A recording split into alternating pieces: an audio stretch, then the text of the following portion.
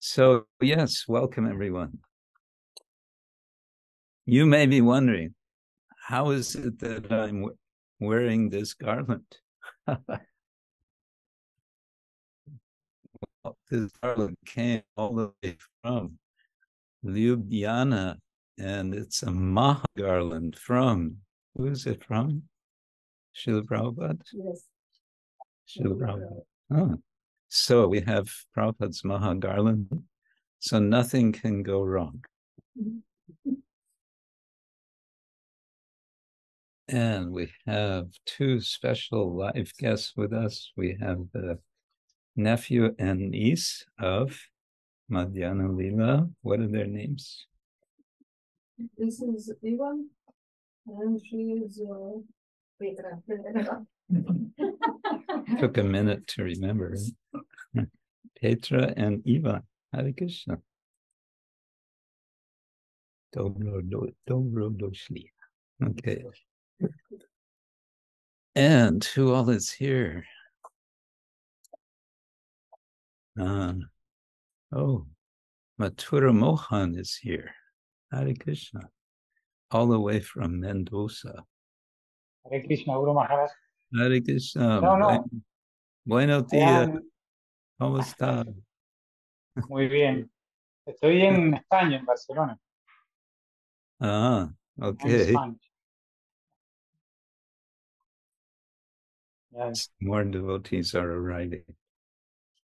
Okay. So let's begin with some pranati mangala charana. Hare Krishna.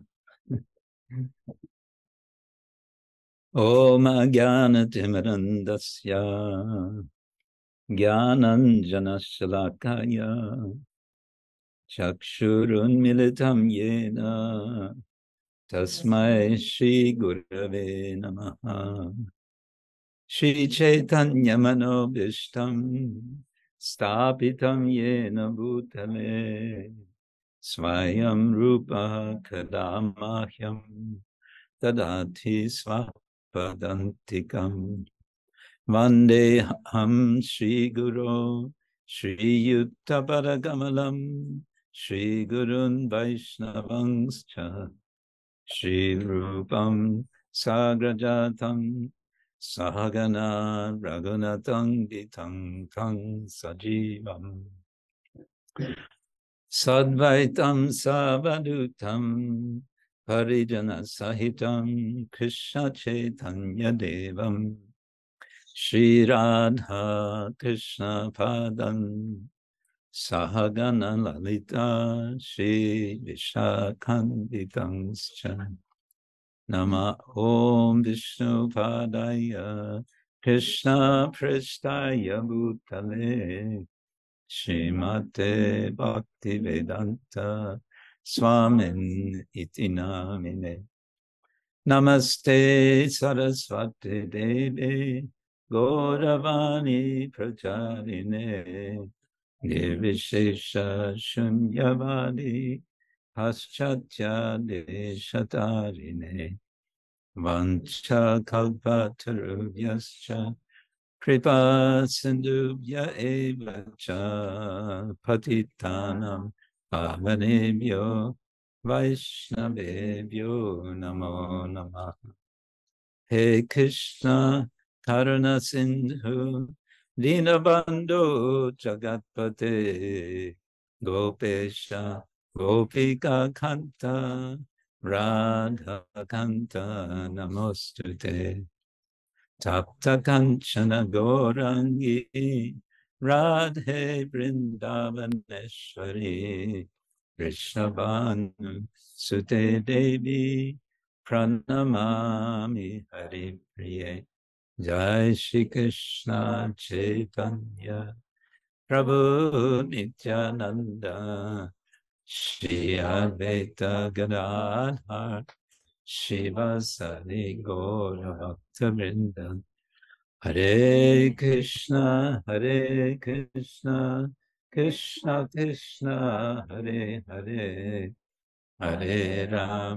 Hare Rama, Rama Rama, Hare Hare, Hare Krishna, Krishna Krishna, Hare Hare, Hare Rama, Rama Rama, Hare Hare. So welcome everyone to Saturday Sanga. Simantadvip, what happened? We heard problems happened, so you couldn't come here. Hare Krishna Guru Maharaj. Dibo. This problem is happened, but what to do? We cannot come. Yeah, But something about an accident. yes, Rasudari Prabhu is fall on the stair and injuring Yeah. me, and maybe we will afternoon maybe go to doctor. We will see how it's going on. But now he's lying in the bed. Yeah. Okay. This material world. Yes, what to do? Danger at every step. Yeah.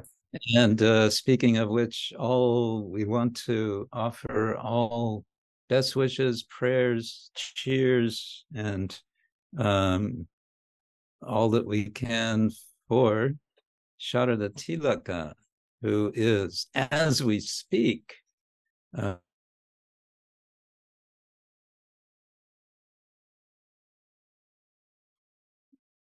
serious back operation. So we're wishing the best for her.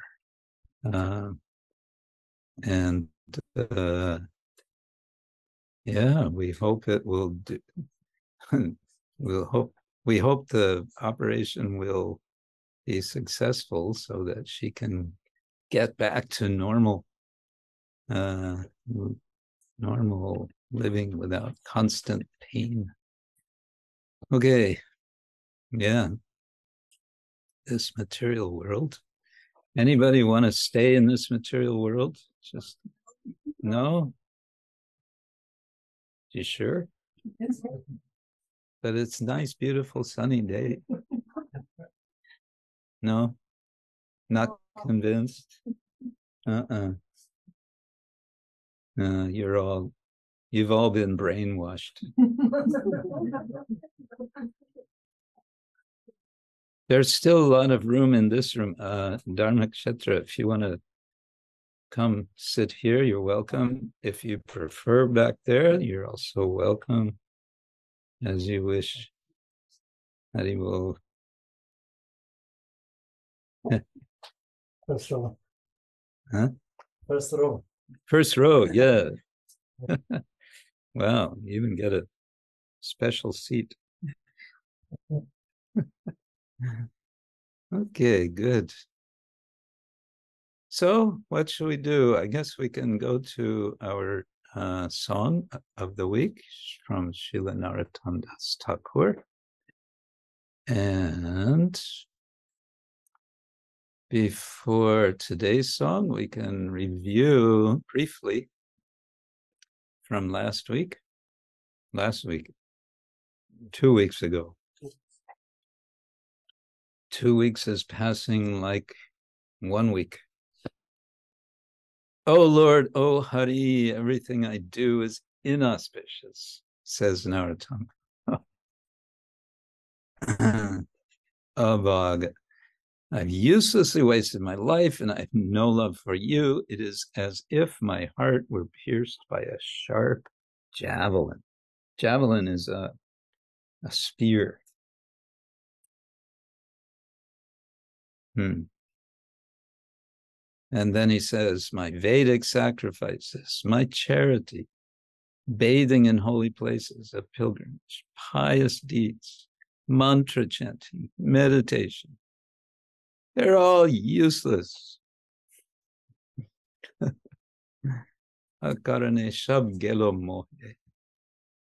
In my heart, I know that without devotional service, These things are a joke. Like placing valuable ornaments on a naked body. Yes. Remember? Like placing valuable ornaments on a naked body. Ujila mone heno, upahas hoy jeno, vastrahin āmāra dehe. Yeah, vastrahin. So we're all wearing vastra right now.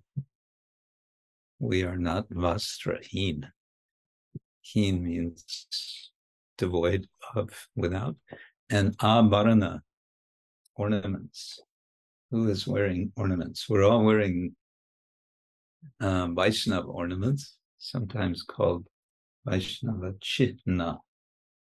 Chihna, chihna. So what we have on the forehead, some of us, Urdhva pundra and neck beads, and if we were really into it, we would have also sandalwood names of Krishna on our foreheads, and we would have Shankha chakra ornament, not branded, but with sandalwood. That's the Gaudiya system. Nice, cooling, not burning, on our shoulders. And we might be wearing garlands. And like that, different chihna, the marks of a Vaishnava are there. And āmāra means also ornaments. We offer the deities āmāra. And here, though, he says, vastrahin āmāra dehe. It's like doing all these rituals without devotional service. It's like putting ornaments on a naked body. It's a funny kind of an analogy. Somebody walking around completely naked, but wearing nice necklace and earrings, maybe ankle bells. In the next verse, he says, I may hear the message of Godhead from the mouths of devotees, but what do? I commit offenses. Aparad karan. And as a result, do I get purified? No. And another problem, I'm always associating with non-devotees. Asat Sanga. There's satsanga and there's asat sanga. And we are seeking satsanga. Shakali hoilo bhanga.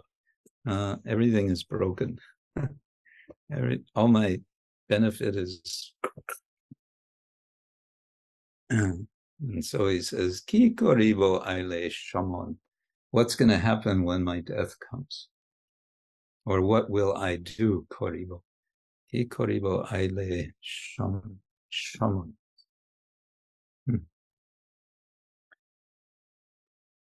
Although, again and again, I heard the Shruti, I heard the Smriti, I heard their declaration, one should take shelter of the Lord's lotus feet to become fearless. But what do? I don't chant Hare Krishna. I don't meditate on his transcendental form. And so, Janama hoi loyashuke, is that it? Janama loyashuke Krishna bolino muke. Bolino, I'm not, we say what do we say? We say Hari Bol, right? What is that bol? Sing or chant, and it's an invitation. When we say Hari Bol, then the proper response is Hare Krishna, Krishna Krishna, Hare Hare. But sometimes I say Hari Bol and you say Hari Bol. And we are competing with everyone, with each other. Hari Bol, yes, Hari Bol. No, Hari Bol. No, you Hari Bol. So Krishna na bolinu. I do not chant. Muke, my mouth is not chanting. Na korino se rupa bhava.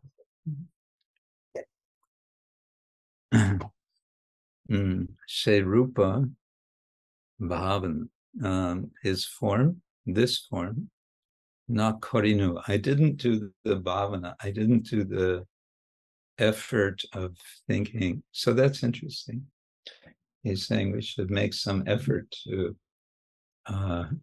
think of Krishna's form. Yeah.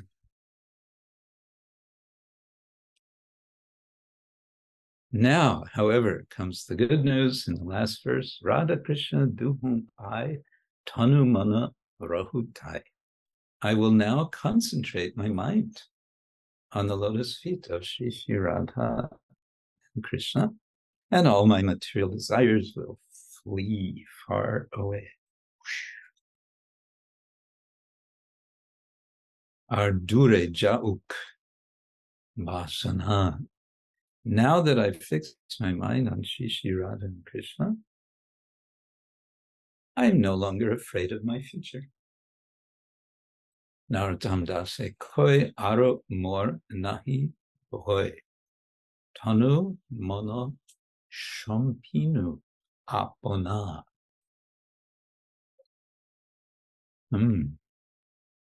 Mana means mind. Shampinu. Shampinu. I'm fixing the mind. Apona, myself. Okay, that was 2 weeks ago. Now we've all memorized that song. This is a very nice garland, but it's also a bit warm.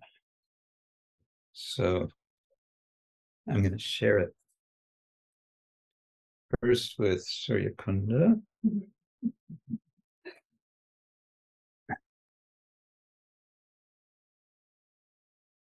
Okay, we are now with song number 1 of Swabhista Lalasa. Swabhista. One's own hope, I think. Lalasa, longing. And this is again, we're continuing with the Prarthana songbook. Prarthana, Prarthana, expressing intention, desire. Hari Hari Hena Dina Hoibe āmāra dońha ańga paraśibo duhuň ańga nirakhibo sevana koribo dońhākāra. Oh Lord Hari, oh Lord Hari, when will this day be mine? He says this a little different from how Bhaktivinoda says. Bhaktivinoda says, Kave have bolo she dim āmāra. Kave have bolo. But Narottama says, heno din Hoibe āmāra. Same thing, little different, Bengali. There's another fan, if you want to turn on. The next button up, yes.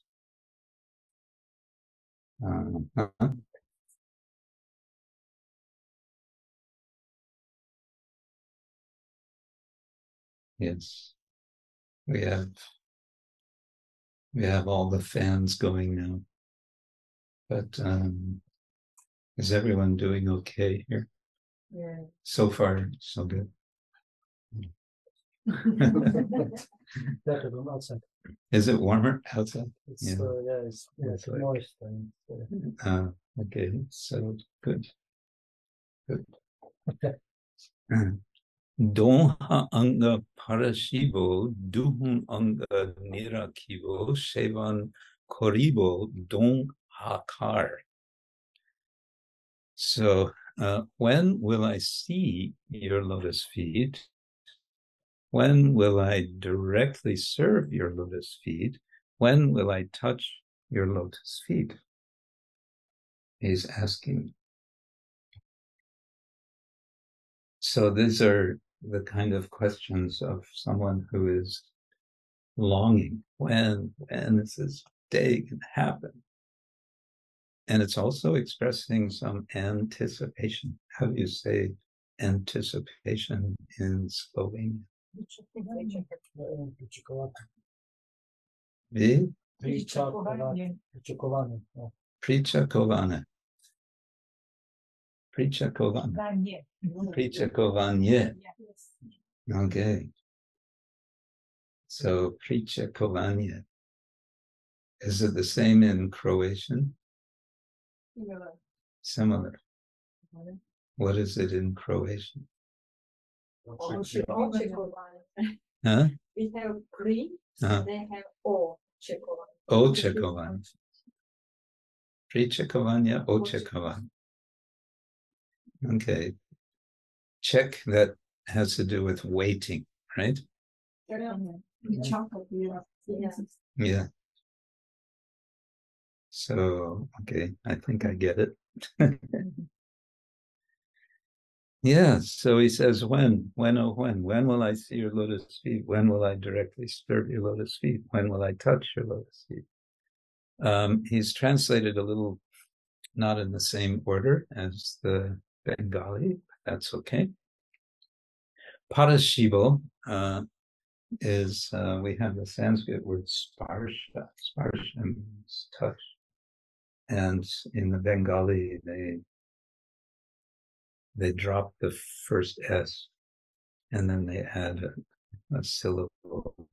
So paraśibo instead of sparshibo. And it's future tense, paraśibo. Duhuň, and he's repeating dońha ańga, and duhuň ańga means 2 feet. When am I going to touch your 2 feet? Not just 1 foot, 2 feet. Krishna has 2 feet. Does Krishna have 2 feet? Yes. Krishna has 2 feet, yeah. So, sevana koribo, when will I be able to serve you? Your lotus feet. Dońhākāra. Okay. Next verse.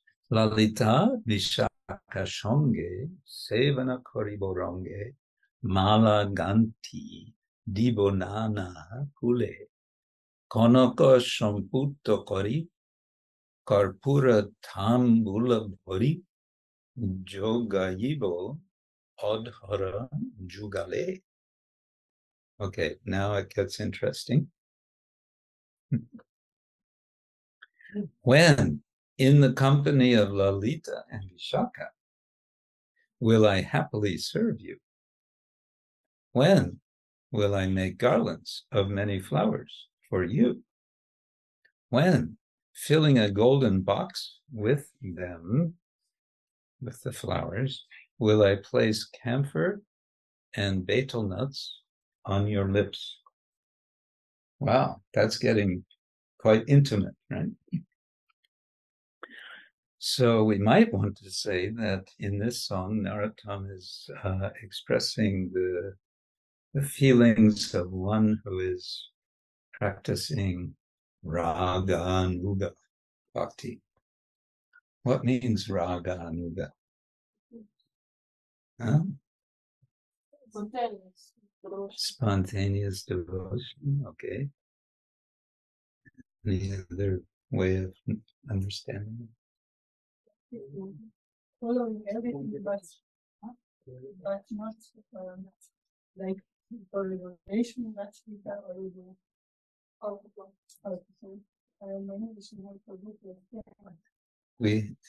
But we have what? Out of love. Okay. Yeah.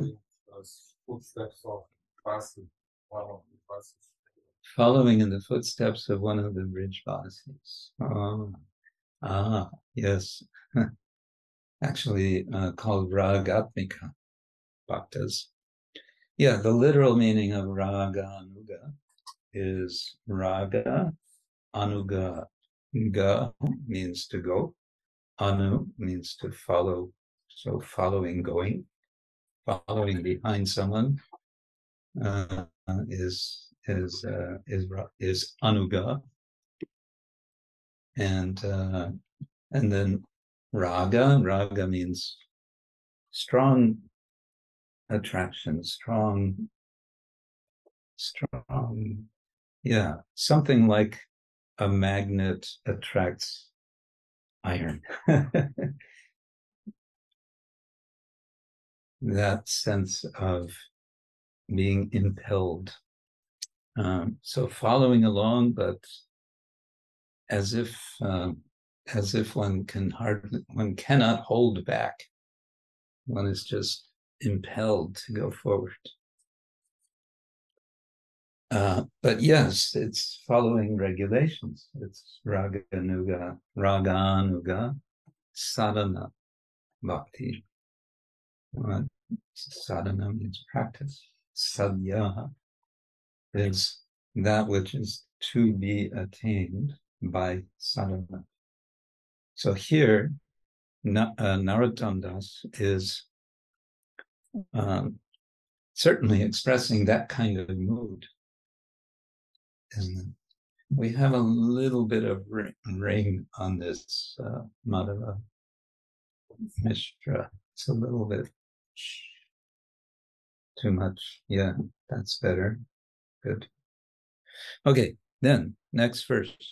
I'm not going to linger too much, I think, with Bengali.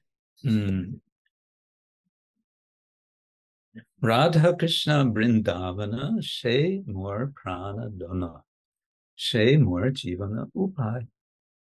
Joy Potita Pavana, Dehomor Edhana, Tua Bine, Anno Nahi Bhai. Shishi Radha Krishna and their abode of Vrindavan are the valuable treasure of my life. Shemor prana, dhana. Dhana, we talked about this yesterday. What means dhana? Opulence? Can be opulence, yes, wealth, treasure, yeah, dhana. And prana dhana?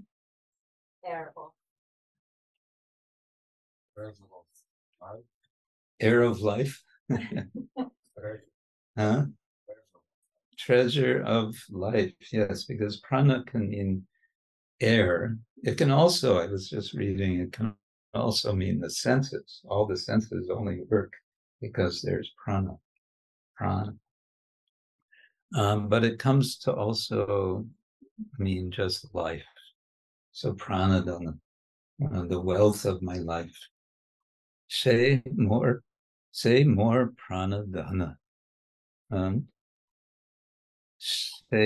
Shayi, this the I on the end gives it emphasis. So it's this one, or sorry, that one, that very one is my life, the wealth, the treasure of my life, the wealth of my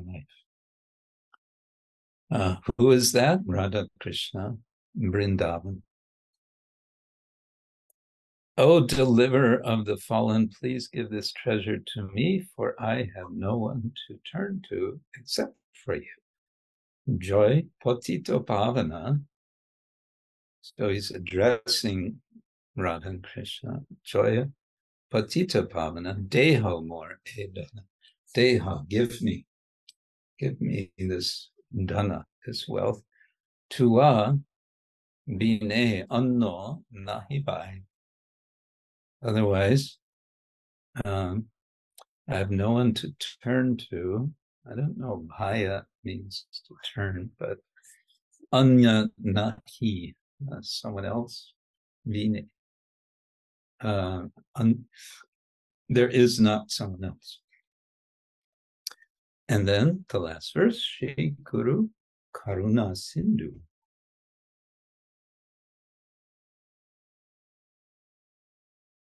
Adama Janarabandhu Lokanath Lokera Jiva.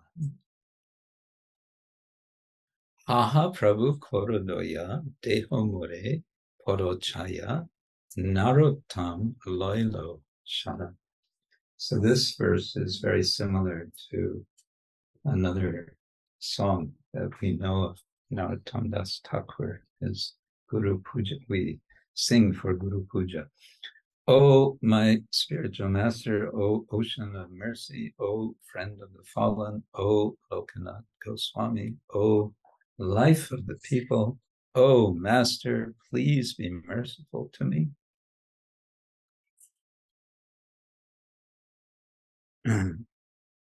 Please give me the shade of your lotus feet. Deho more pada-chāyā. Chāyā means shade. What's the word for shade in Slovenian? Senza. Senza. Senza. Senza. Senza. Senza. S-E-N?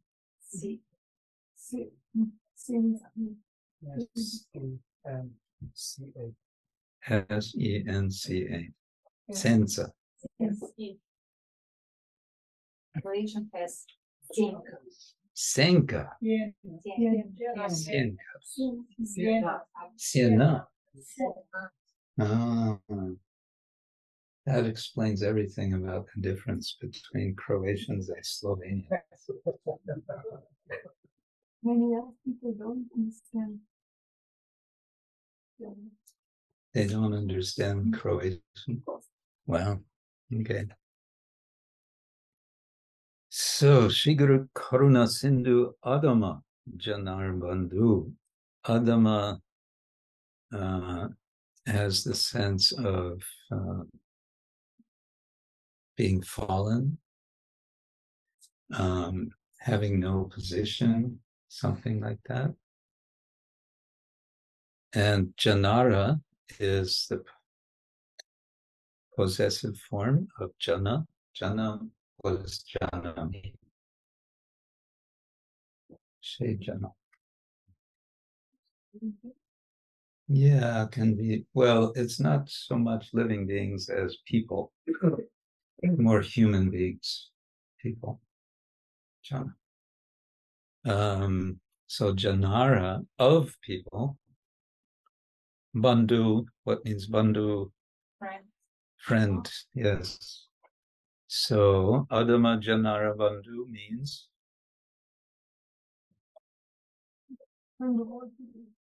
friend of Adama Janara Bandhu.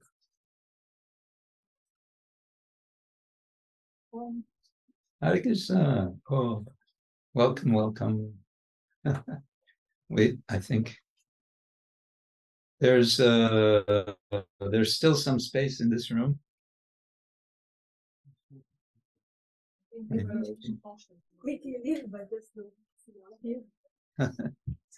Welcome, welcome. Hare Krishna. Welcome, welcome. We have quite a full house here again today. We've 2 weeks ago we were upstairs and we were all sort of cooking, and so we moved downstairs and we're still cooking, but not quite as much. Hare Krishna. Hare Krishna, welcome, welcome. There's still more space here. Some of it, it's getting a little crowded there.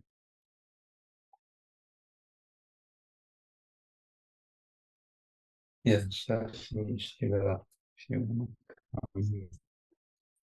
we're about to start kirtan, so you're just in time.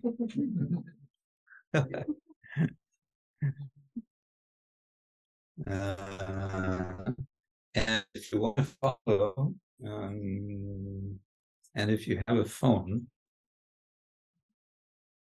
what's the tip for how to find it?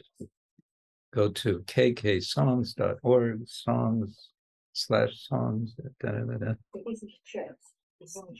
The Zoom chat. Oh, okay, Zoom chat. Oh, our Madanga player just arrived.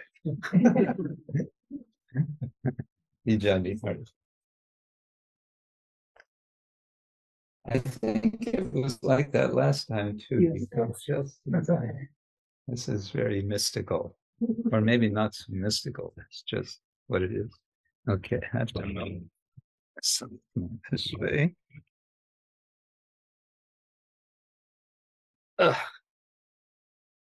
And this is like this. Oh yes, thank you for.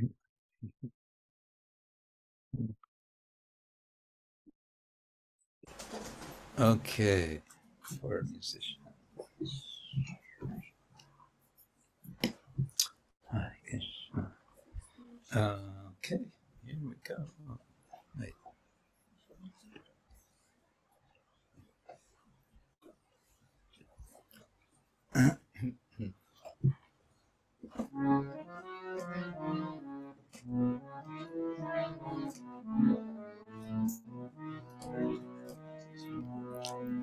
Hari Hari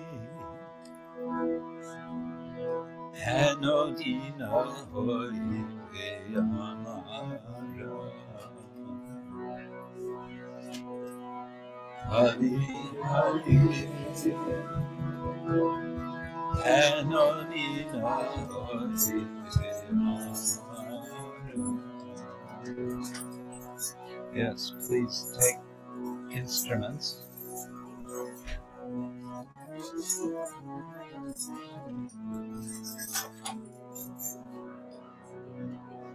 Pankajchandra, you can play the muyu.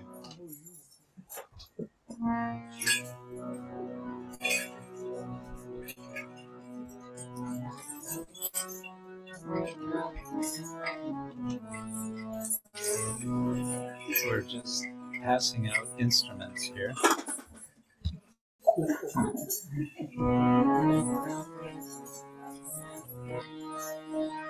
Dońha ańga paraśibo duhuń nirakhibo dońha paraśibo duhuń nirakhibo sevana koribo dońhākāra sevana koribo dońhākāra sevana koribo dońhākāra.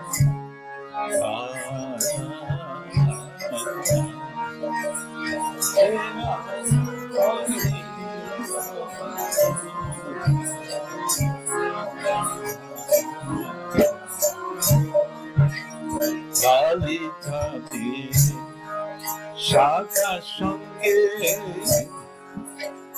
sevana koribo rańge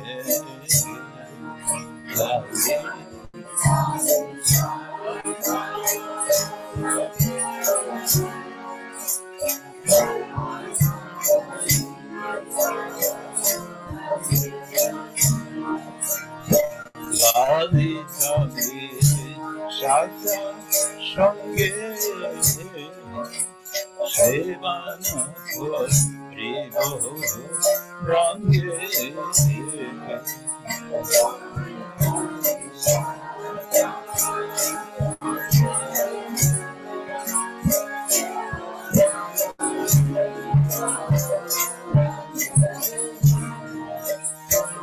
mālā gāńthi dibo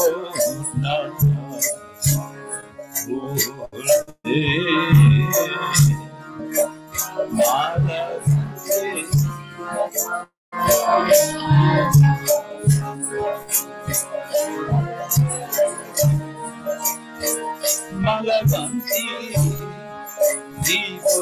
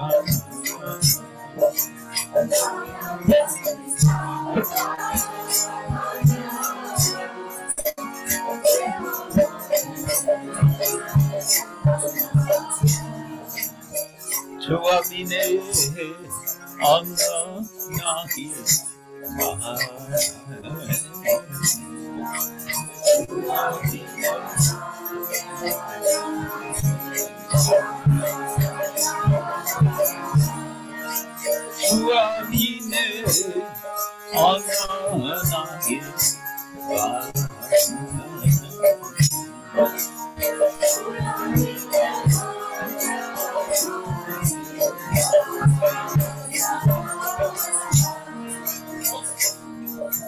Shri Guru Karuna Sindhu Adamanta Nagamantu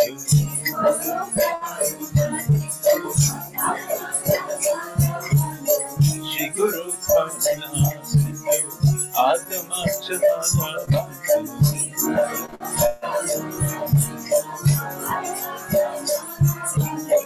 Lokana Lokera Jivana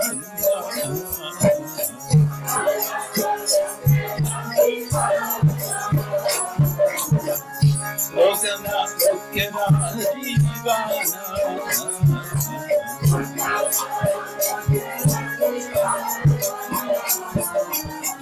Aha Prabhu De Hamare pada-chāyā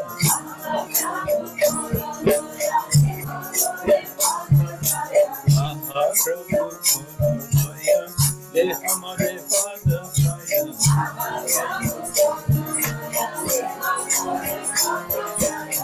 Narottama Lokshana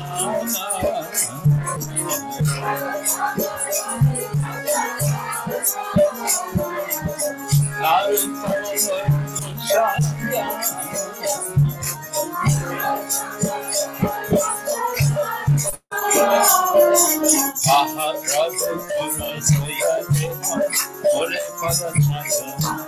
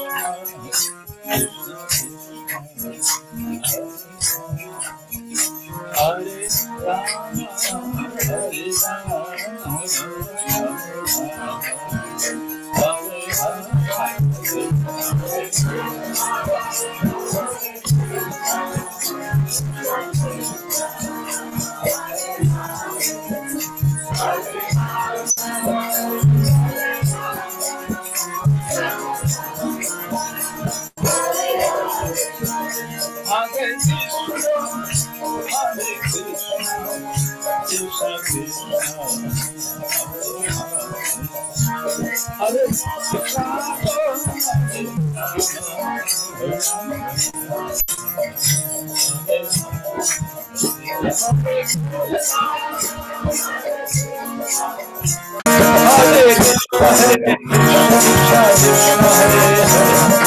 Rama, Rama Rama, Hare Hare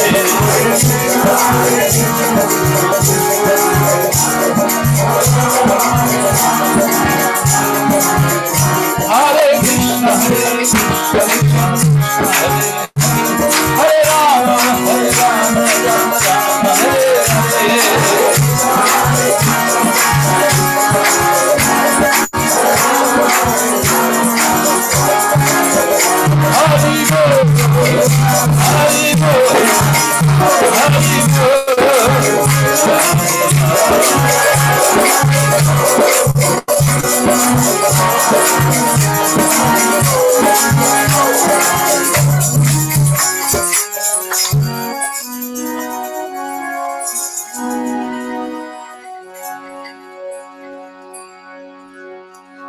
Srila Narottama Thakura ki jai, Srila Prabhupada ki jai, Ananta Koti Vaishnava ki jai, Gaura Premanande.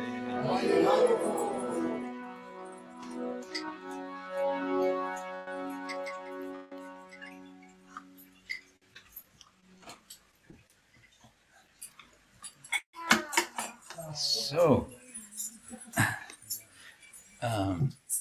yeah, just another word or two about this song. I find it interesting because it has this on the one side this all these expressions of humility.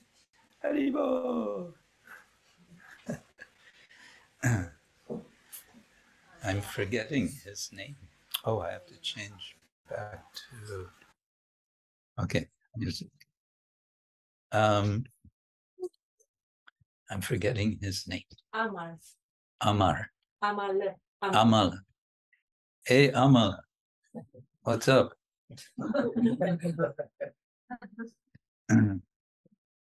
He's fired up.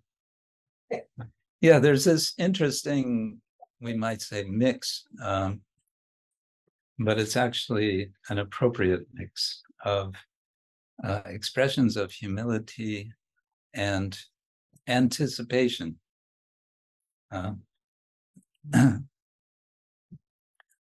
This raga nuga spirit, as we kind of suggested, lalitā viśākhā sańge, he's saying, I look forward to that. He's saying on the one side, when will that day be mine? You could take that in a, oh, it's never going to come sort of mood, or when is it going to come? Is it going to come? When is it going to come? Not is it, but when is it? So the when means it's going to come someday.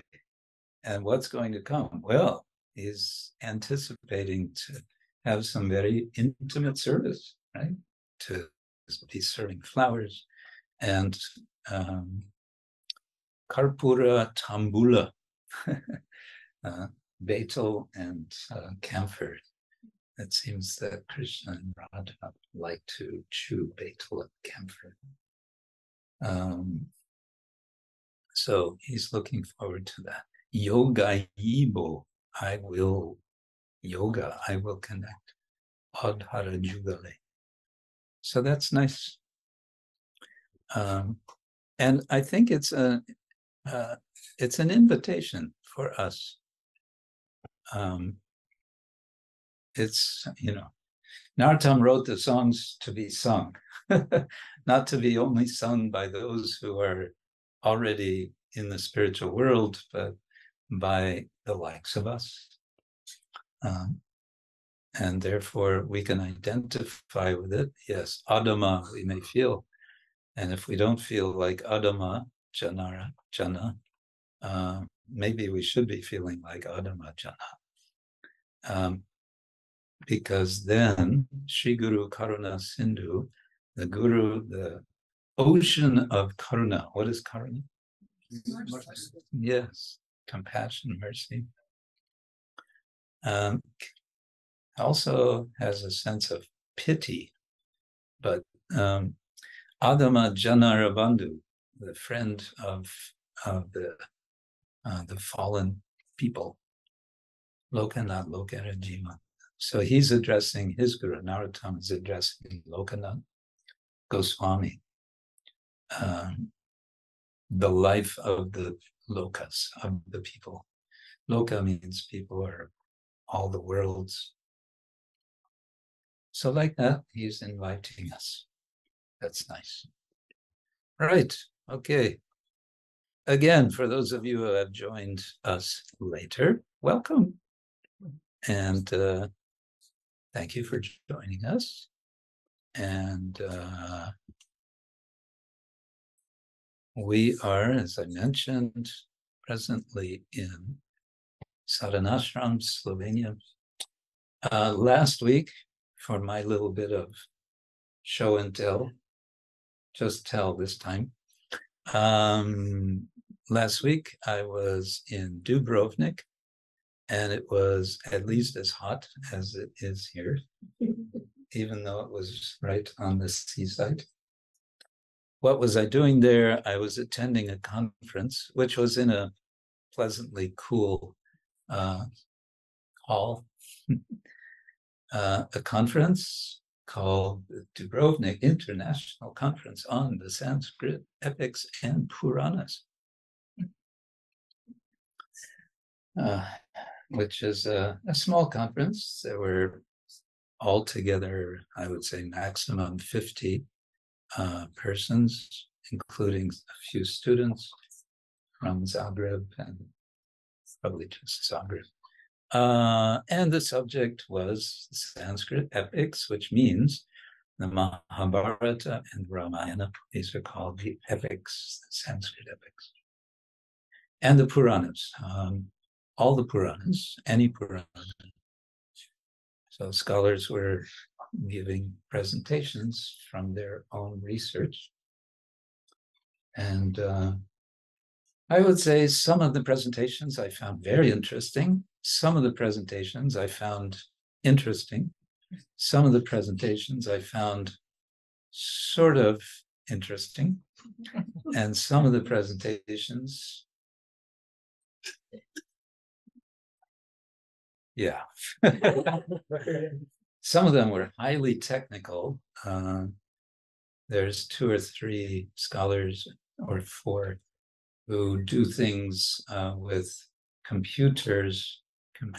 It's called computational humanities, in which they do things with the powers of computers to search and to organize and do different things with texts, which can get a little technical. I was happy to meet again, I think for the first time since 25 years, my 2 Sanskrit professors, who are husband and wife, Sally and Robert Goldman. They were just like I know them from 25 years. They're both specialists on the Ramayana, and they know the Valmiki Ramayana, I would say, forwards and backwards. The critical edition, they have been part of the translation team. And when I was a student in second year Sanskrit, we were reading with Sally Goldman a section of the Valmiki Ramayana with commentaries of Sri Vaishnava commentators. So all Vaishnava devotional commentaries. So it was very nice. Yeah, and with Robert Goldman, the next semester we were reading Chandogya Upanishad, the famous, most famous section, chapter 6, with the commentary of, dare I say, in this company, we were reading Shankaracharya's commentary. Uh-oh. I'm still alive. And I'm still chanting Hare Krishna. I could understand from doing that reading, because I'm, back then, I'm still a beginner with Sanskrit. Back then, I was really a beginner. And still, I could kind of follow some of his commentary, because it's quite clear and simple and quite straightforward. And I think that's one reason why Shankara is so popular and so enduring as a commentator to the Shastras, Vedanta Shastras. In contrast to Ramanujacharya, whose commentaries are extremely complex, extremely difficult, extremely everything. But anyway, it was good. It was good learning experience. Yeah, and I was the reason I went to this conference. I was not planning to go this time, but I was asked to please come by one professor in India, Shrikant, because he's been working on a bibliography of the Bhagavatam. What does that mean? That means there are so many translations in so many languages. There are so many commentaries in so many languages. There are so many adaptations in so many languages. There are so many scholarly works in so many languages about the Srimad Bhagavatam, and he has for the last 5 years been collecting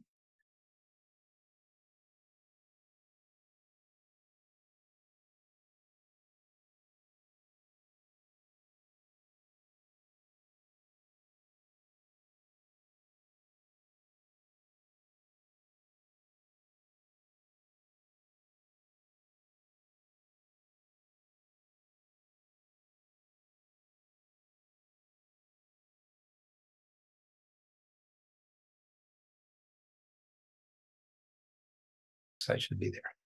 But if I'm going to be there, then I have to also speak something.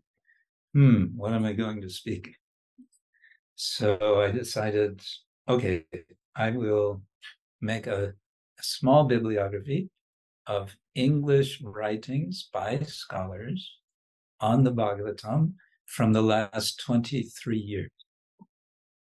Thank you. Yeah. So we have a little bit bibliography. Well, it became 4 pages long, bibliography of books and articles, scholarly books and articles about this and that and the other aspect of Srimad Bhagavatam. And then I just spoke briefly about, I think, 3 of the books and maybe 2 or 3 of the articles. And I also gave a little plug for our film, this film, India's Book of Wisdom. I said, you must see our film. No. And like that. So that was my little contribution to the scholarship of the Sanskrit epics and Puranas. Now they want me to put something in their book. They always produce a book of all of the papers from the conference, the proceedings, as they call it. So I'm going to have to do that. All right, that's about me and what kept me away from very possibly more important things, but that was that. Right. Anyone online or in person have anything you would like to share with us? Other than the fact that it's hot weather, which we all know. Anybody, anything, anyone on Zoom? Oh, yes, Kirtidanand. Oh, Darya Chandrika's birthday is today.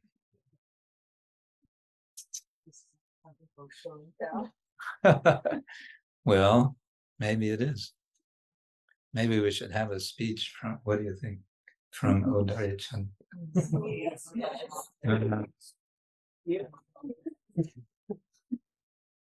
Now she's feeling a little bit on the spot, and she's shaking her head.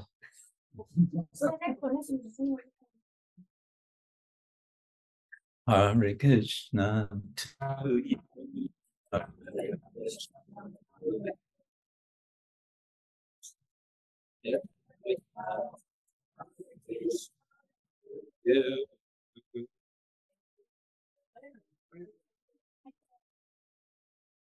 She's terribly busy at the moment, managing the Zoom connection. So, dear Lalita, Hare Krishna. There's water if anyone wants water.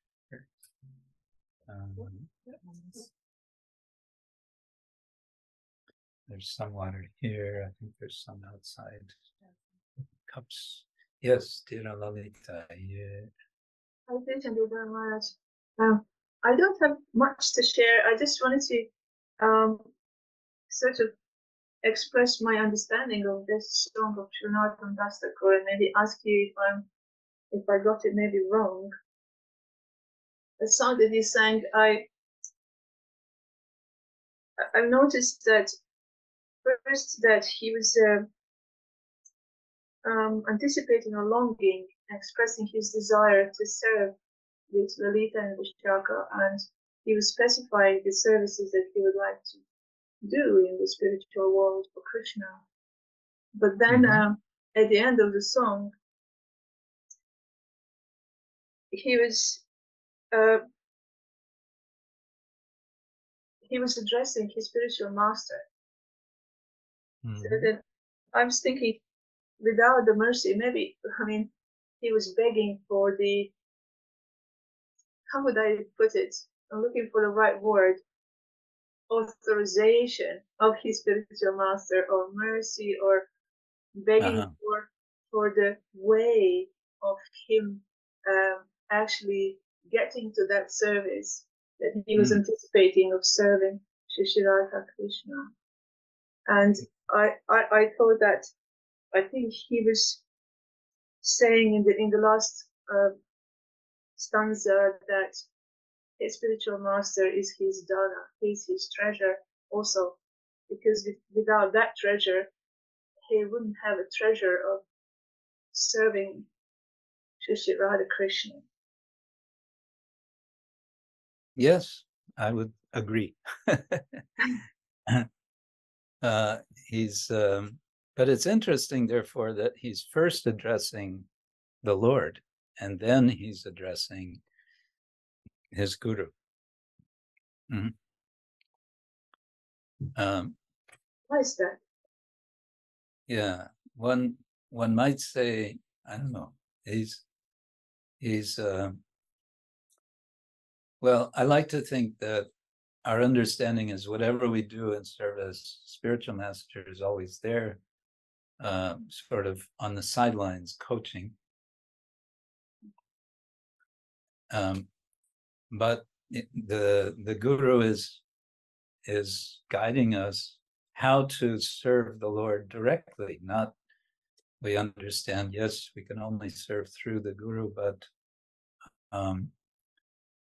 I think one way of understanding that is, yes, the guru is the confidential servant, and then we're like trainees. We get to also do service for Krishna.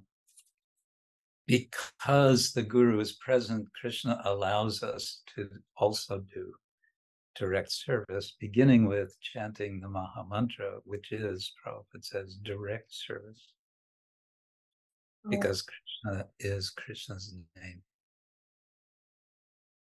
So we might imagine in this song that he's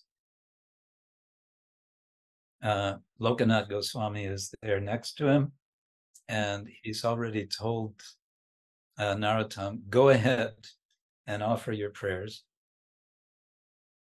And so he's doing Hari Hari Heno, Dina, Hoibe, āmāra. And then at the end, he's making the appropriate acknowledgement that he's turning to his Guru. All right, I'm trying here, but without your grace, nothing is going to work. Yeah. Thank you very much. That makes sense? Yes. Makes some sense. Yes. I'm grateful that he sort of, yeah. Thank you. Okay. All right. Who else? Anyone? Everyone? No, not everyone. Someone. Anyone? Oh, Purnamasi. You said that some presentations Need another microphone. Yeah. You said that some presentations in Dubrovnik were very interesting for you. If you would like to explain, what were those interesting presentations about?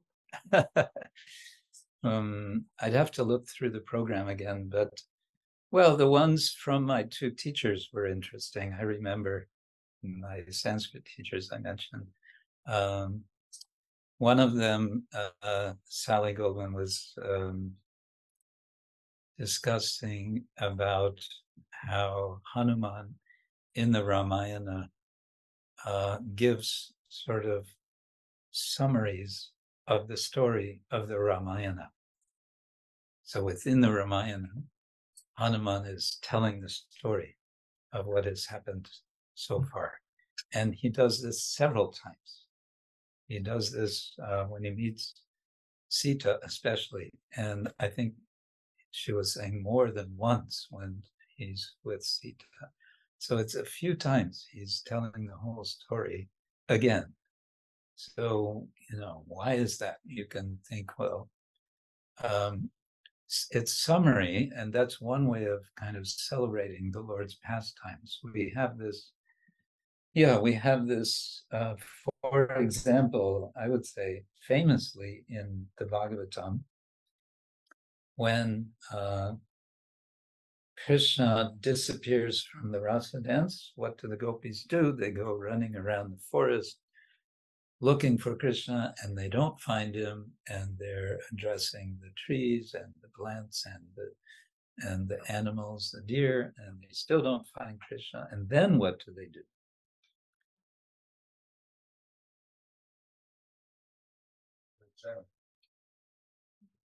No, then they start imitating Krishna. They start play acting Krishna's pastimes.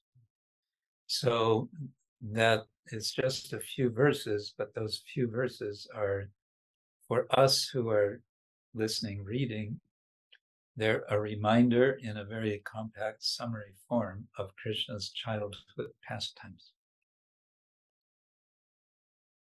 Or in Chaitanya Charitamrita, Krishnadas Kaviraj summarizes Lord Chaitanya's pastimes more than once. In beginning of the Antya Lila is one place, other. So there's a term for it, anukramanika. It's a short summary. And in the Mahabharata, there's an anukramanika, or even two in the beginning of the Mahabharata that tells the whole Mahabharata story. And then it gets expanded. So she was telling about that. And Robert Goldman was telling about relationships of brothers with brothers, in especially the Ramayana, but I think he also spoke something from Mahabharata as well.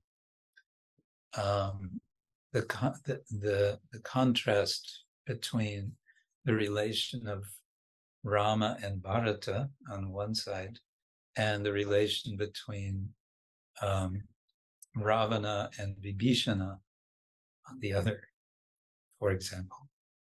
But there's other examples. Yeah. So yeah, that was interesting. There was a kind of fun presentation by one lady scholar from Switzerland about the word sabha. The word sabha, what is it, sabha? You've been reading, I think, the abstract. All things, A sabha is an assembly hall. So the sabha parvan of the Mahabharata is the entire section of Mahabharata that's called Sabha Parvan, in which the infamous gambling match takes place. But there's also the Sabha. The word Sabha can also refer to the whole palace. And so the palace of the Pandavas, where when Duryodhana visits, what happens? Some very embarrassing things happen. And this becomes the reason for him to want revenge, and that leads to the sabha, in which Yudhishthira is gambling away everything and everyone, even his own wife. All of this, so this scholar was elaborating about meanings of sabha in the Vedic literature going back. I don't remember if she included Rig Veda, possibly, and coming into the Puranas. So, like that, I mean, these are not, most of us, most of the time, would not probably get really excited about these subjects, but for me, it was interesting. These are, they're scholars of this literature, which means they're all Sanskritists, very, very good in Sanskrit. Some of them are Vedicists. Yes, also a very interesting talk by Professor Ježić from University of Zagreb, who is behind the whole conference since its beginning in the 1990s, I believe. And he gave a presentation called The 3 Steps of Vishnu, tracing this idea of 3 steps back into the Rig Veda and coming through the Brahmanas and I think something from Upanishads, then the Mahabharata and the Puranas. These things are interesting for some of us. Not to everyone's taste, perhaps, but yeah. Right. Sundar Gopal. Oh, no, it's related. Later. Oh, it's related to previous discussion. Okay. About Narottama Thakur. About Narottama. No, Narottama. Narottama Das Thakur. Raghunath. Raghunath Das Thakur. About Lokana Swami and Krishna. That he mentions Lokana Swami, we are talking about it. He's mentioning him at the end of the song. He's mentioning Lokanath, yes. At the end of the song. Yes. And I was just thinking maybe he was expressing himself, and then at the end he thanked his guru in a way. That was the point. Yes. Yes, you can say he's expressing his gratitude to his guru.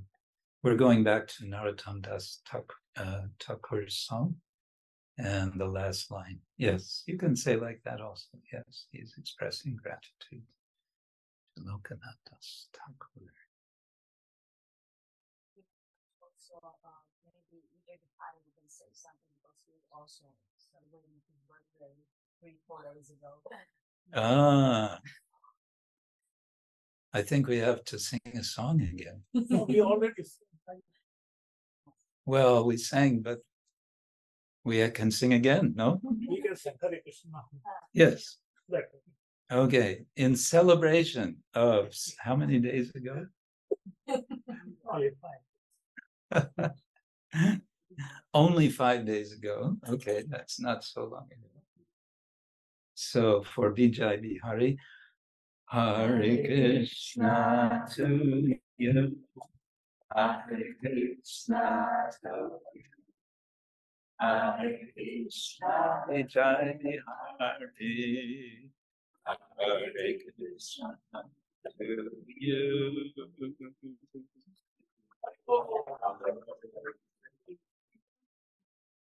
Are you going to give a speech for both of you? Your mercy.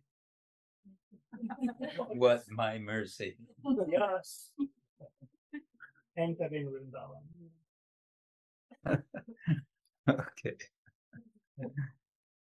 So, Avadhuta Rai has sent us a link to Ramayana commentaries. Well.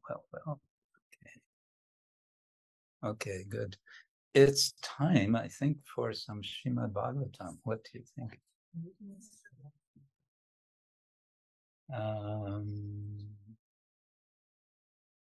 It's really pretty warm in here. But it's warmer outside, right? Okay, otherwise I would say let's open that door. We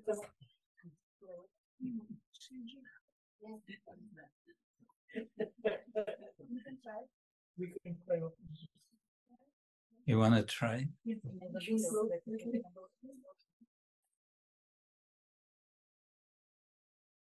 We are in India.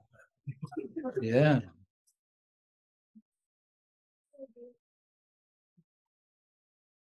Okay.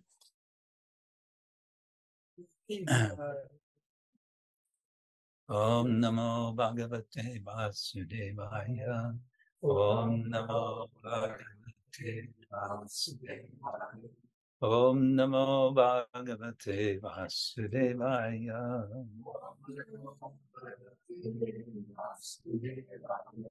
Om Namo Bhagavate Vasudevaya.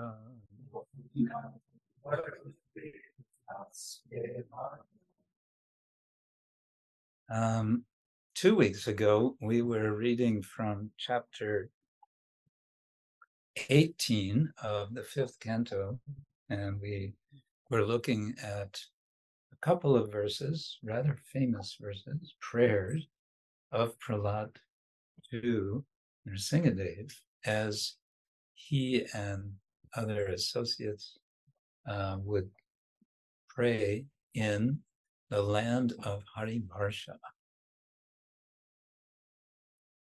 Harivarsha, I believe so. But I want to back up a little bit now to Canto 5, chapter 17, verse 14, a short verse. This is within the chapter describing the descent of the Ganga. And it goes like this. Navas, whoops. Okay. Navasvapi parsheshu bhagavan narayano mahapurusha purushanam tat anugrahayatma tattva vyuhen atman adyapi sannidiyate. And a translation of that would be to show mercy to his devotees in each of these 9 tracts of land. The Supreme Personality of Godhead, known as Narayana, expands himself in his quadruple principles of Vasudeva, Sankarsana, Pradyumna, and Aniruddha. In this way, he remains near his devotees to accept their service. I thought to come back to this because, to me, this is a kind of clue to what this whole description of the Jambudvip and the entire universe of the 5th canto, what it's all about.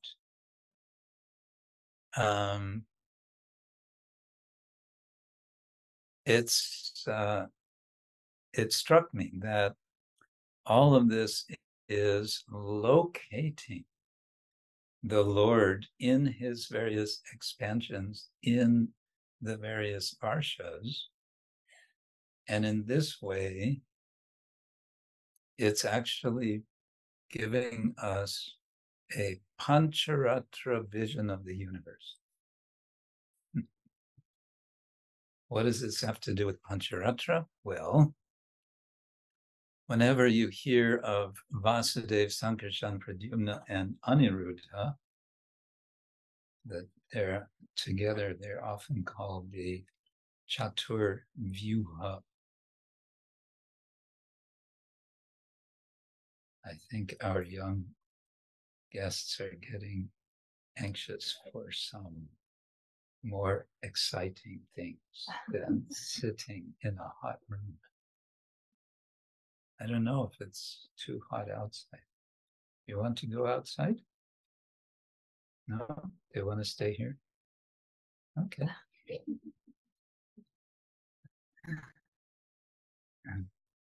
We have a japa retreat center back in the forest.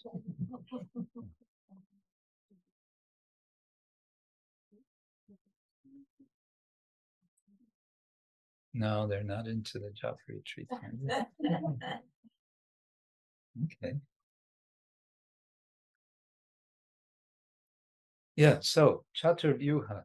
Chatur means 4. Vyuha means something like flank. If there's an army, armies before they go to battle, they'll be organized into flanks: right flank, left flank, front flank, back flank. You know this word flank? Section, kaya.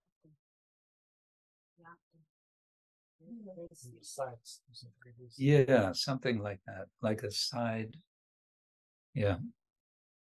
So one side of the army, another side of the army. Yeah. So some, for whatever reason, in the Pancharatra, what is one of the main purposes of Pancharatra, or what is Pancharatra literature, what it's about, what is it trying to do? One thing it's doing is showing how this world connects with the spiritual world. what's the connection? Well, the connection is that the Lord descends. And how does he descend? He descends first in 4 forms. And then those forms expand, and then you have another 4 forms, and then you have 3 forms from each of those 4 forms, and so on. And so the whole idea of avatars is there within the Pancharatra system, you can say. And what's going on in this, one of the things going on in this 5th canto is locating the different forms of the Lord geographically in this world. And then next chapter is going to be chapter 18, which we already started. Then we hear the devotees, the prominent devotees with all their followers, offering prayers to these different forms of the Lord. So, but here, okay, you can say, but 4 forms and 9 varshas, right? Sounds like, how do the 4 forms fit in the 9 varshas? Well, that's going to be explained in the purport, which quotes from the Laghu Bhagavatamrita. Well, it so happens, it just so happens, we have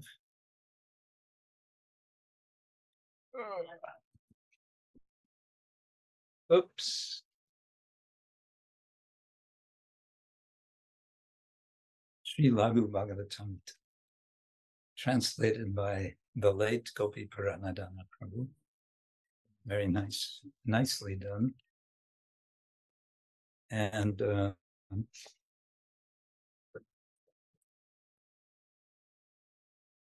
so there's several verses quoted here in the purport in the Bhagavatam.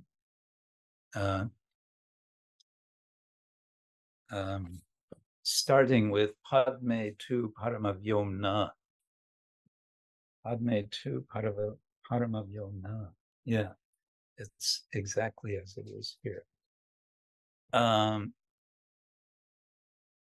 So it's a long thing. The way Prabhupada translates it, he says, in the Padma Purana, it is said that in the spiritual world, the Lord personally expands in all directions and is worshipped as Vasudeva, Sankarshan, Pradyumna, and Aniruddha. The same God is represented by the deity in this material world, which is only 1/4 of his creation. Vasudeva, Sankarshan, Pradyumna, and Aniruddha are also present in the 4 directions of this material world. So this is another thing which Pancharatra is doing in order to explain this connection. It's saying that the Lord appears in this world in different ways. And one of the ways he appears is as the deity. And it goes on to say that the deity is the Lord. He is present as the deity form because he's accessible that way. The Lord he wants to make himself accessible. So how to do it? Well, one way is he comes as the deity. Then it goes on to say, okay, so Vasudeva, Sankarshan, Pradyumna, Aniruddha, they're in the 4 directions. There is a Vaikuntha Loka covered with water in this material world. And on that planet is a place called Vedavati, where Vasudeva is located. So if anyone asks you, where is Vasudeva? You can say, what? You don't know? He's on Vedavati. And Vedavati, where is Vedavati? Oh, it's underwater. Okay. Or covered by water. Similarly, in Dvarakapuri, Pradyumna is the predominator. On the island of Shvetadvip, there's an ocean of milk. And in the midst of that ocean is a place called Airavati-pura, where Aniruddha lies on Ananta. Okay. Now, in some of the Sattvata Tantras, Sattvata Tantra, what is a Sattvata Tantra? Well, first of all, a Tantra is a scripture, and it's sometimes the Pancharatra literature is called Tantra, but it's Vaishnava Tantra. It's not what most people think of as Tantra. And it's sometimes called Sattvata for people who are sattvic, you could say. In some of the Sattvata Tantras, there is a description of the nine varshas and the predominating deity worshipped in each. Vasudeva, Sangarshan, Pradyumna, Aniruddha, Narayan, Nrsimha, Hayagriva, Mahavaraha, and Brahma. So that's 9 deities. I can see you're all excited about this. The point is, this covers the 9 varshas, and the 9 varshas, the worshipping that's going on in the 9 varshas, that's being described in chapter 18. So the point, it seems to me that the major point of this whole section describing Jambudvip and the universe, and there's going to be a chapter on the sun, that the sun is to be also worshipped. All of this is about worship, and it's about having an orientation, a geographical orientation for worship. And so there's sometimes one speaks of the macrocosmos and the microcosmos and the mesocosmos. Huh? You've heard of macrocosmos. Yes. You've heard of microcosmos. Yes. But you haven't heard of mesocosmos. Mesocosmos means in between macro and micro. So what is the macrocosmos? It's the whole universe, right? It's all those stars, it's the sun, it's the moon, it's this planet, it's all of this. What's the microcosmos? Yes, every one of our bodies is a microcosmos. And sometimes the microcosmos is identified with the macrocosmos in different ways. The Sushumna, which is the Milky Way. What do you call the Milky Way in Slovenia? Rimska? Rimska?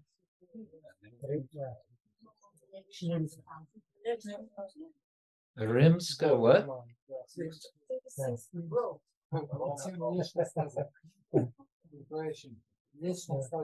Okay.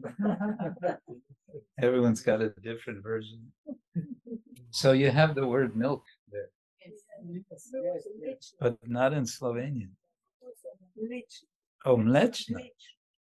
Okay, so yeah, the Milky Way. Why? Because it looks like kind of milk. Yeah, it's same. On a clear night. I just said in English, but she was saying we also say Rome road. The road to Rome? Yes. Okay. The road from The road from Rome? Anyway, Okay. Hare Krishna.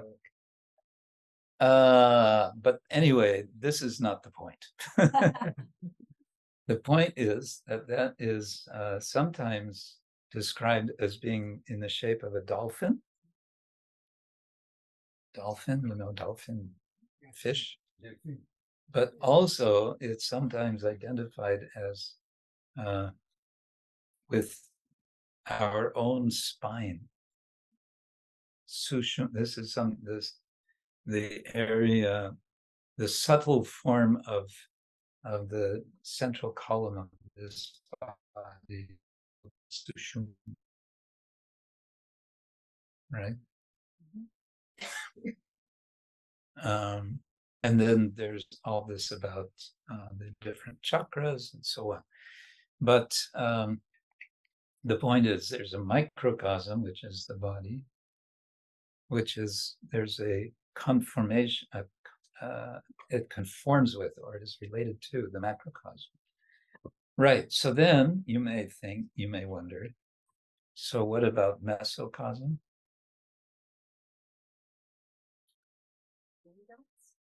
No. Senses? No. The senses are part of the body. Mesocosm is the temple. So in the temple, in a Pancharatrika temple, the shikara is described as meru. It's a miniature cosmos, the whole temple. And there, in a full Pancharatrika temple, there may be 4 deities. There may be, I don't know, maybe there's a temple with 9 deities. So all of this is represented in the temple. Haribo. Oh, Hare Krishna. Welcome, welcome, welcome. Are you okay out there? I don't know if we have more asanas. Maybe. You brought some, didn't you?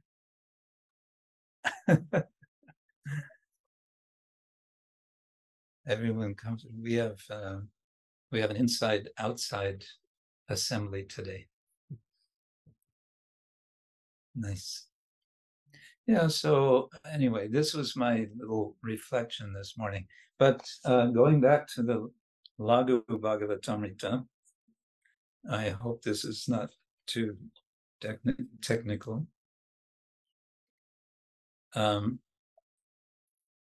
So the Laghu Bhagavatamrita is, there's a, what do I want to say? There's a Brihad Bhagavatamrita, right? Who wrote the Brihad Bhagavatamrita?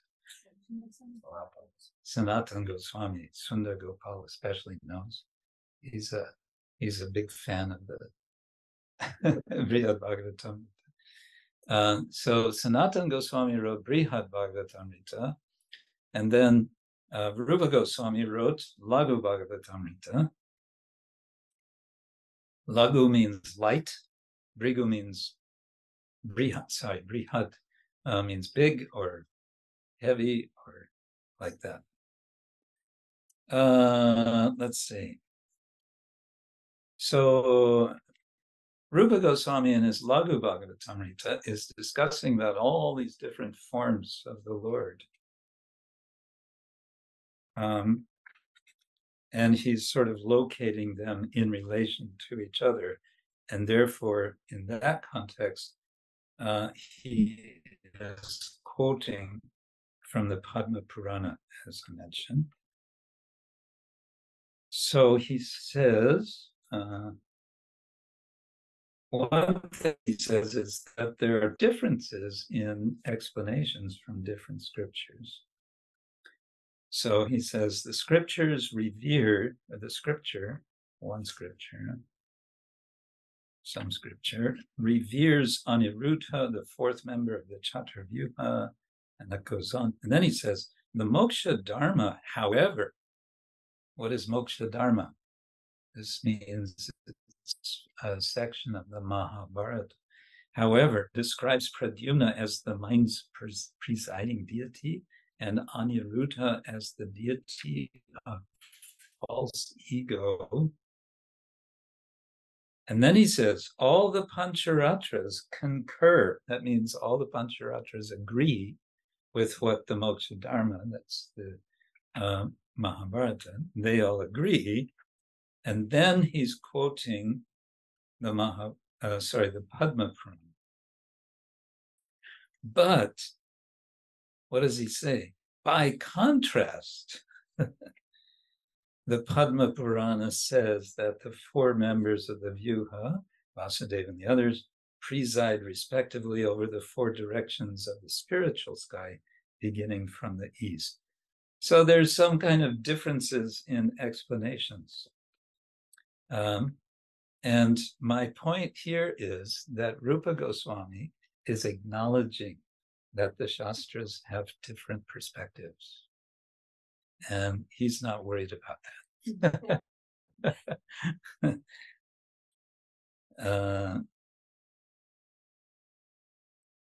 So he quotes what we just read.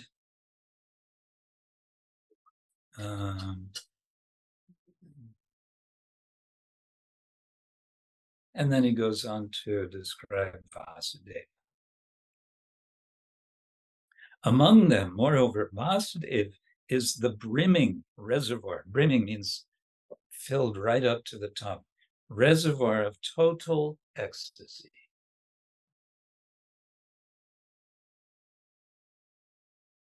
Vasudeva is the reservoir of total ecstasy. Vasudeva ayam sampurna ananda samplava. That's cool. Non-different from the Lord of the Supreme Sky in power and other assets. He is the first of all primeval deities. Thus I conclude that he, Vasudeva, incarnated as Krishna. Indeed, Krishna is known everywhere by the name Vasudeva. Now, if we stop there, you might think, oh, so actually, Rupa Goswami is saying that Krishna is a manifestation of Vasudeva. Next verse, Naivam yuktam shrinu tataha. No, this conclusion is not right. Please hear my explanation. The son of Devaki is said to be superior even to the first Vyuha. So these are the concerns of the Goswamis, that let's get this right. And so he's writing a book about this to establish Ete Changsa Kala Pungsa Krishna's tu Bhagavan Swayam. So that kind of idea is there. Okay, so now just briefly, let's see if we can look at something else, if I can find it. Whoops, hold on.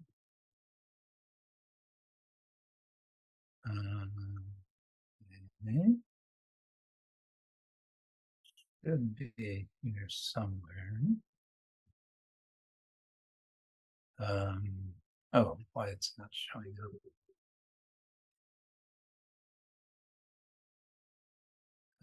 Is that it? No. Okay. Word, reader, there it is. Okay. So then, let's make this bigger. Now I want to go back to what we were reading last time, which was the famous verse, Svastyastu Vishwasya Kala Prasidatam Yayantu Bhutani Shivam Mitodyaha Manascha Badram Bhajatat Hokshadeya Vishtatam No Batir Api Ahaituki. May there be good fortune throughout the universe, and may all envious persons be pacified. May all living entities become calm by practicing bhakti yoga. For by accepting devotional service, they will think of each other's welfare. Therefore, let us all engage in the service of the Supreme Transcendence, Lord Sri Krishna, and always remain absorbed in thought. So last time we read Sridhar Swami's commentary, but my guess is that you forgot what he said, because that was 2 weeks ago. So here we go again. It's a short commentary. He says, if the welfare of the world is prayed for, the welfare of the wicked is also as good as prayed for. What? We're praying for the welfare of the wicked people? And that does not happen without harming the good. So if we want to pray for the world, that's going to include the wicked, the evil people. But if they're benefited, that means they're going to cause trouble for the good people. So we shouldn't pray for them, right?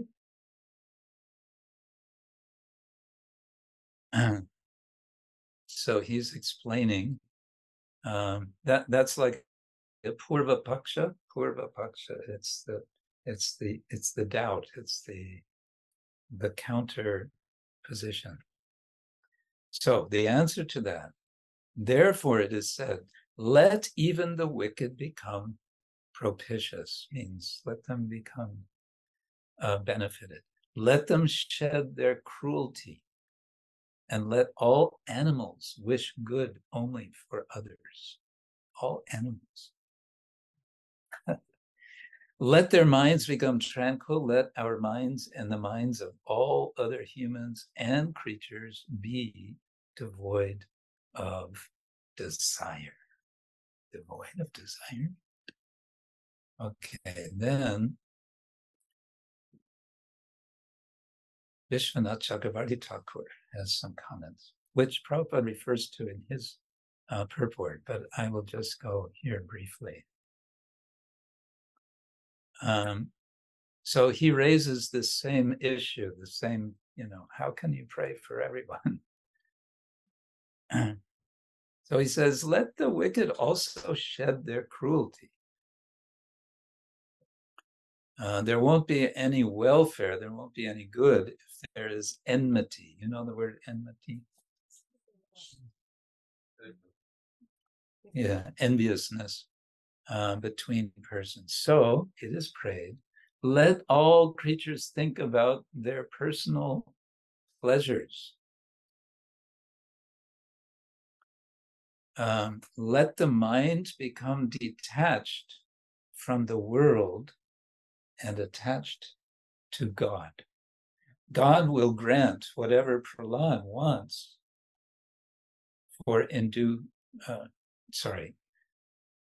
God will grant whatever Prahlad asks for in due course of time.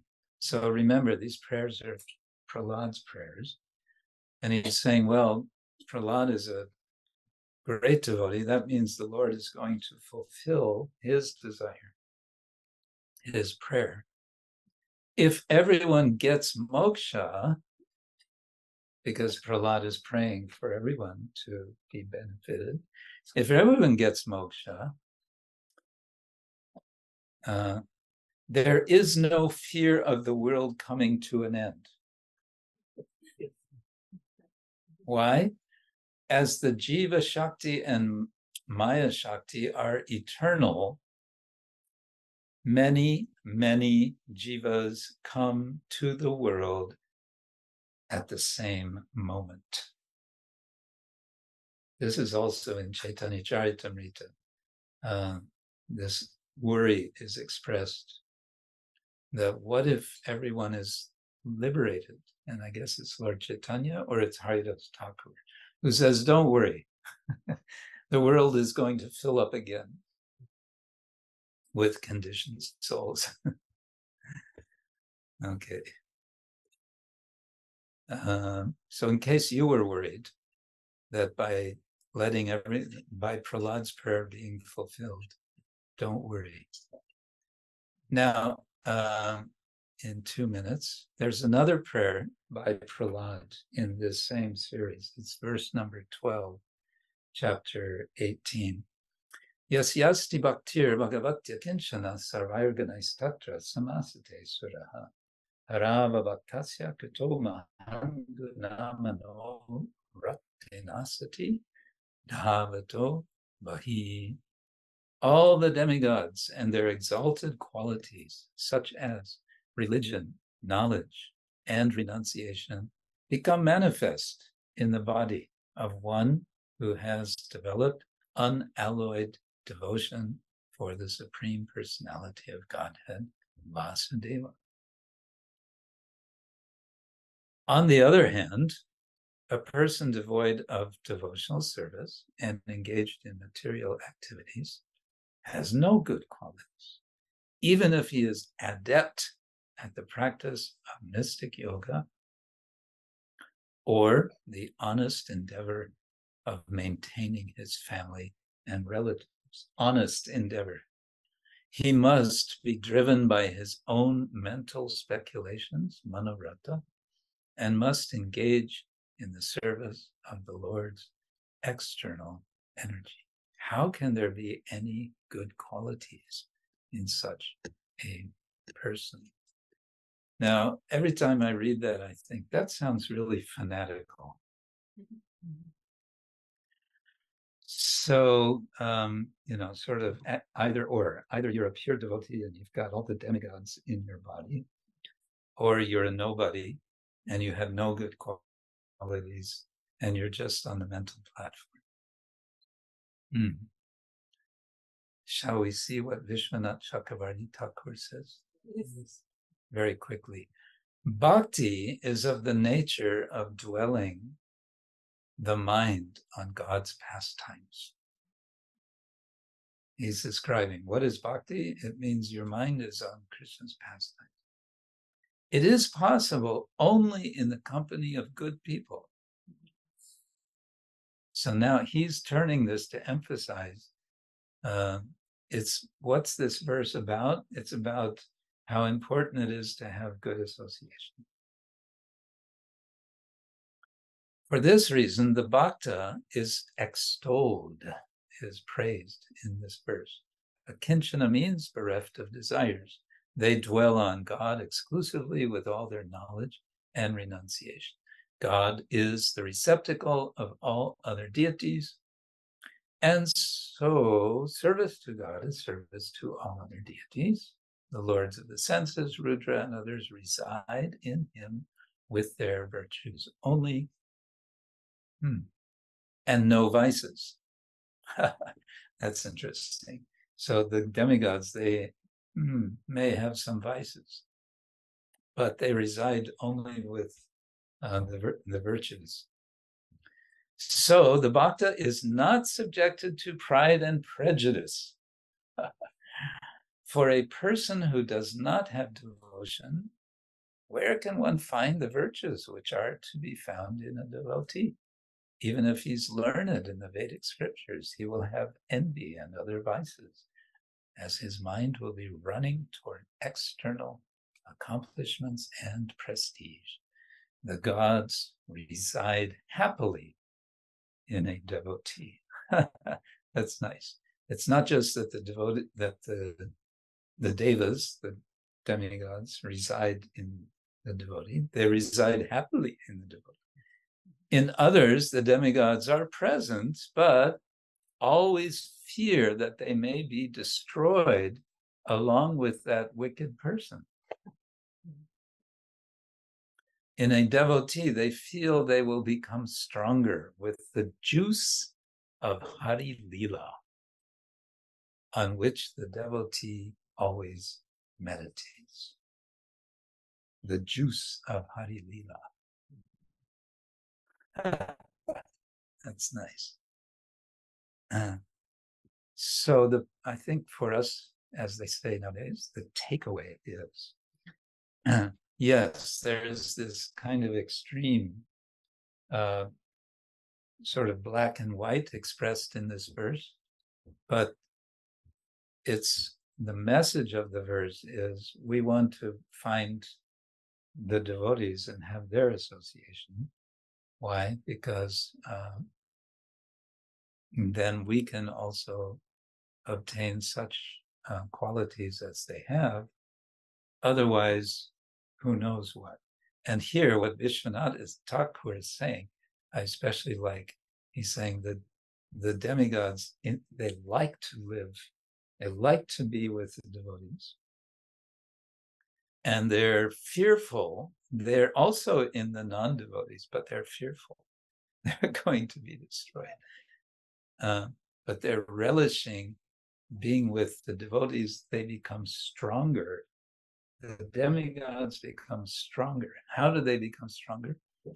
They're drinking the nectar, the amrita, the rasa of Hari Lila.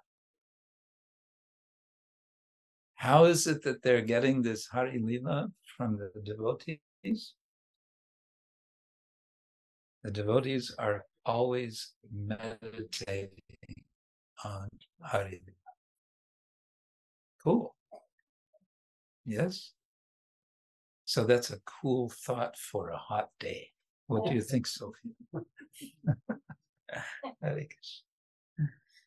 So our time is rather over, and I hear some growling stomachs, especially my own.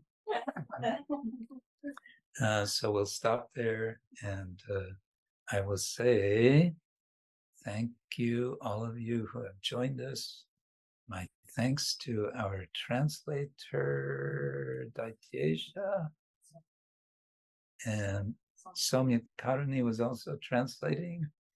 And my thanks to all of you who have joined us here in Sadhanasrama.